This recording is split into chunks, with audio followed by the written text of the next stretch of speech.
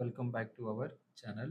In this video, we are going to find the average value of an sine wave and we are going to define the meaning of an average value and why it is defined only for an half cycle, why not for full cycle. For all this question, you will get it when you watch this video. Now, what is the average value? So when you take a sinusoidal waveform, so this is a theta or omega t, and this is the magnitude of current I of t. If the waveform is like this, some sinusoidal waveform, let us try to calculate. So this is at instant t1, we are having an current magnitude of I1.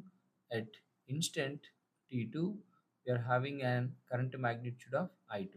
At an instant of t3, we are having an current magnitude of I3. Therefore, what is the average current is nothing but three currents are there: I1 plus I2 plus I3 divided by how many instants are there? 3 instants. Then this will give the value of average waveform. You may get doubt why I had kept an butterfly. This butterfly is a very good example of an symmetrical.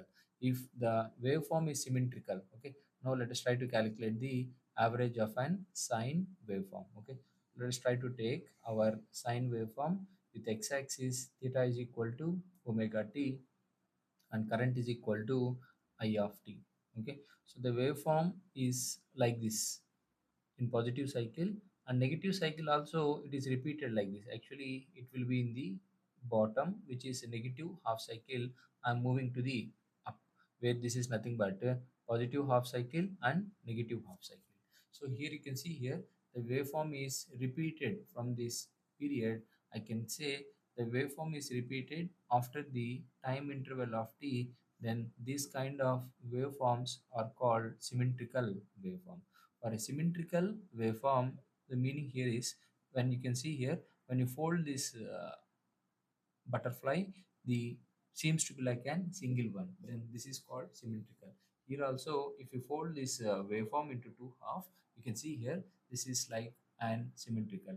Let us try to consider only for one cycle, then you can understand better. So if you fold in one axis, the both wave seems to be like one, therefore this kind of waveforms are for symmetrical.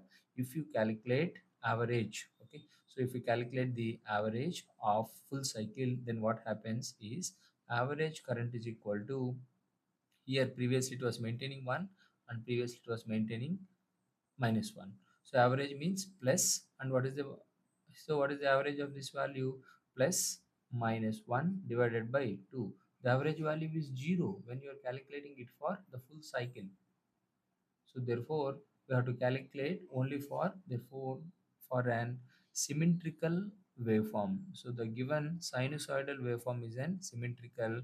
We have to calculate the average current only for the half cycle. It's very important.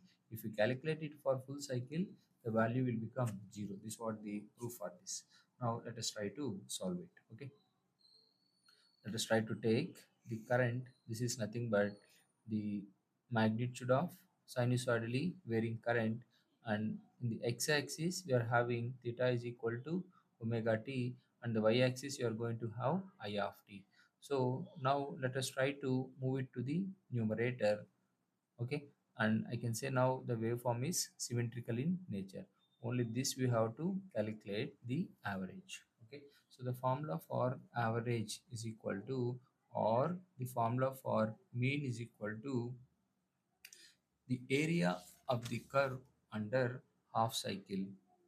This is nothing but numerator, area under curve for half cycle divided by base length for half cycle, base length for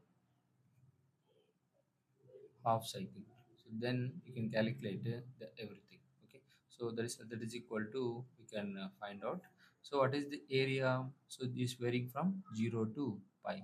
So how to write down the area? Limits 0 to pi is for the half cycle, and the current you are going to have I of t into d theta. So let us try to take is for a smaller differential value d theta multiplied with d theta divided by the base. What is the base value? Divided by pi. So this I can write down it as 1 by pi integral 0 to pi. And how to write down I of t? We already know from the instantaneous quantity. I of t is equal to I maximum sine of omega t. So this I can write down it as I m sine omega t can be written as sine theta into d theta. This I can write down as Im divided by pi integral of sine theta is equal to minus cos theta. So therefore integral of sine theta is minus cos theta. The limits are varying from 0 to pi. So this I can write down as Im divided by pi with minus of cos of pi minus cos 0. Okay, so this is equal to minus Im divided by pi. Cos pi value is minus 1, cos 0 is also minus 1. So when you do it, this is nothing but minus into minus, minus 2, and into minus 2 is nothing but a plus 2 Im by 5. So when you do it with a calculator, this is 0.637 of maximum value. Then how to understand is, so this is 63% of the maximum value. So this is the maximum value, the 63%, where the 63% will give the average value.